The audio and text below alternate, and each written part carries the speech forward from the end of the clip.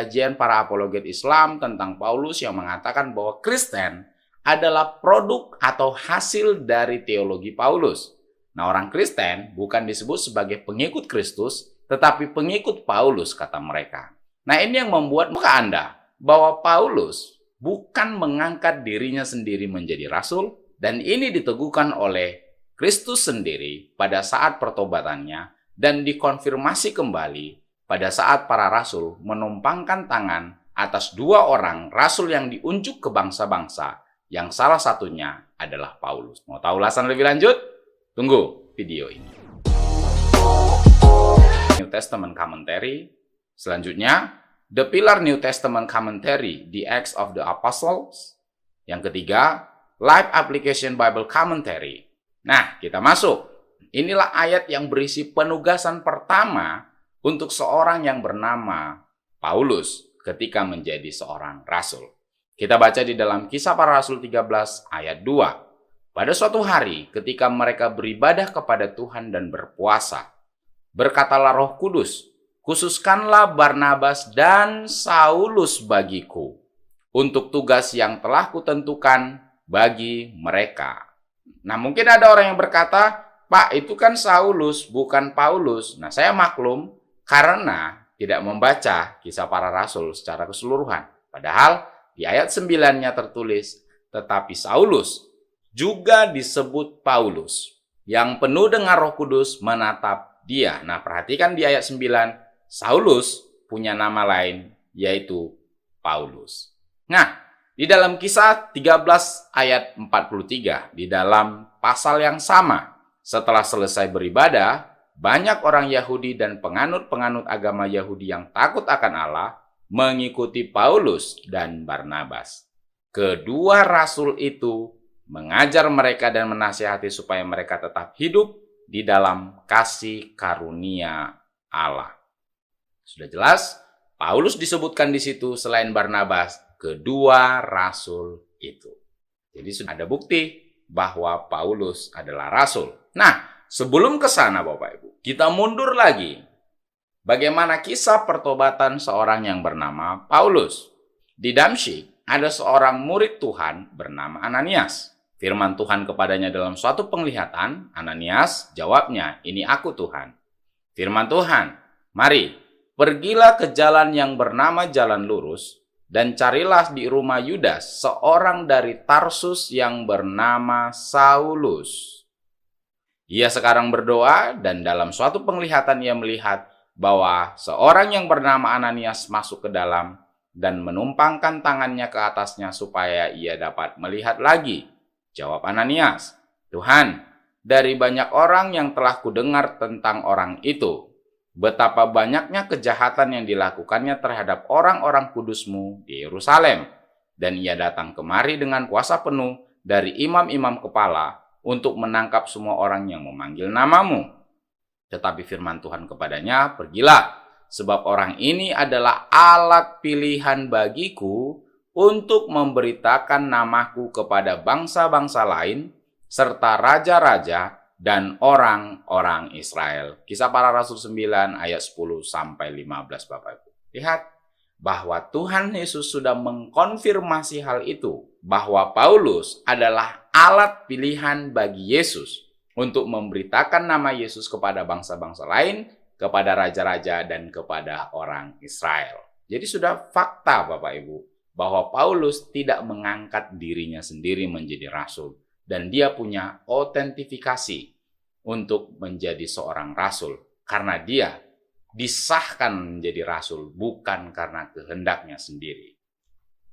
Nah, di dalam Kisah 14 ayat 4 dikatakan, "Tetapi orang banyak di kota itu terbelah menjadi dua. Ada yang memihak kepada Yahudi, ada pula yang memihak kepada kedua rasul itu." Nah, kalau Bapak Ibu perhatikan di dalam teks Yunaninya Bapak Ibu, perhatikan tis apostolis. Itu artinya bahwa kedua orang itu, yaitu Paulus dan Barnabas, adalah rasul. Nah, di dalam Kisah 14 ayat 14, mendengar itu, Barnabas dan Paulus mengoyakkan pakaian mereka, lalu terjun ke tengah-tengah orang banyak itu sambil berseru. Nah, kalau Bapak Ibu perhatikan di dalam teks Yunaninya Bapak Ibu, Akosantes Dei Apostoli Barnabas ke Paulos, Lembaga Alkitab Indonesia tidak menerjemahkan teks apostoli di dalam ayat ini.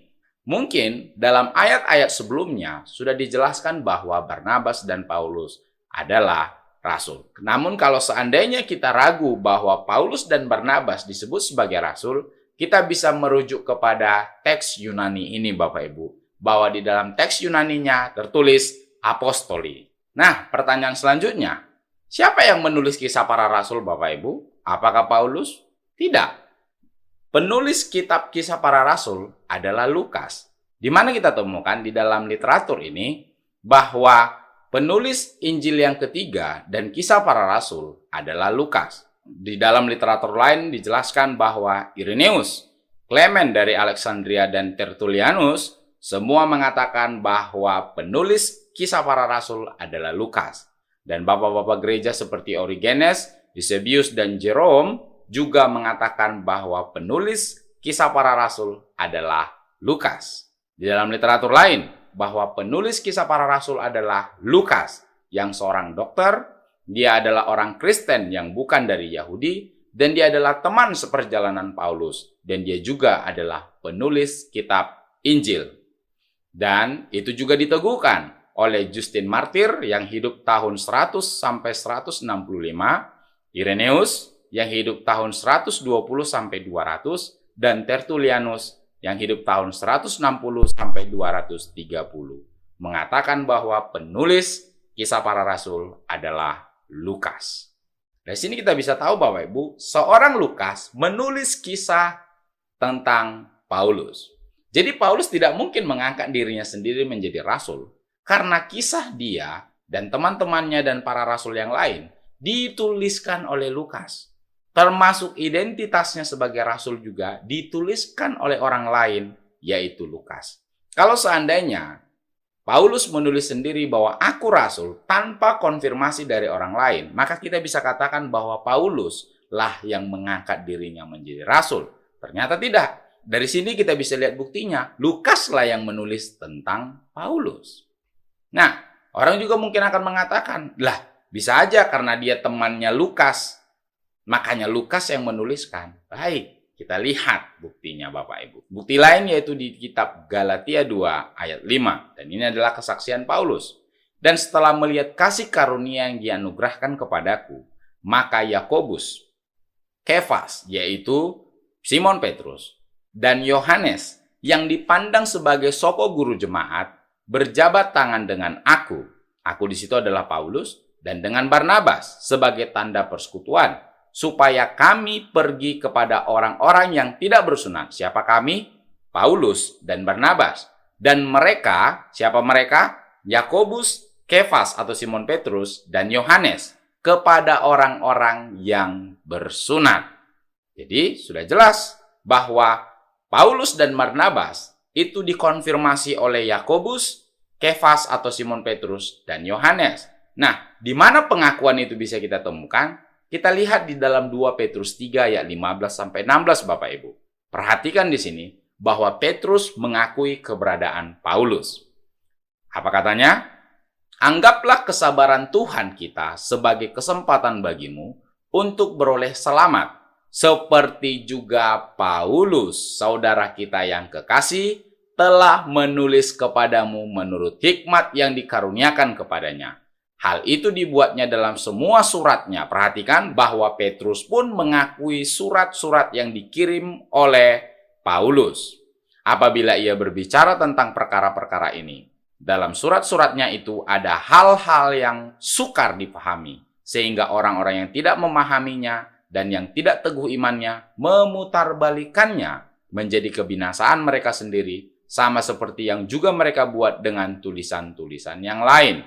Nah, di sini Bapak Ibu perhatikan bahwa Simon Petrus yang adalah salah satu dari soko guru jemaat, penopang tiang jemaat di Yerusalem, mengakui keberadaan Paulus dan mengakui tulisan-tulisan dan surat-surat kiriman yang dibuat oleh Paulus, Bapak Ibu. Itu menjadi bukti yang otentik bahwa Paulus tidak mengangkat dirinya sendiri menjadi rasul, tetapi Kristuslah yang mengangkatnya menjadi rasul.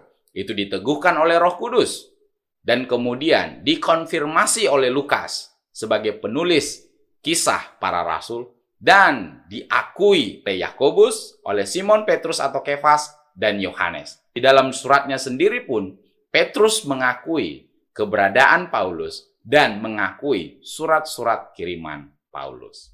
Jadi ini sudah menjadi bukti Bapak Ibu bahwa Paulus adalah seorang rasul yang sejati, bukan mengangkat dirinya menjadi rasul, bukan diangkat orang lain pula sebagai rasul, tetapi Kristuslah yang mengangkat dia menjadi rasul. Jangan ragu mengatakan bahwa Paulus adalah rasul. Semoga ini bisa menjadi berkat. Tuhan Yesus memberkati.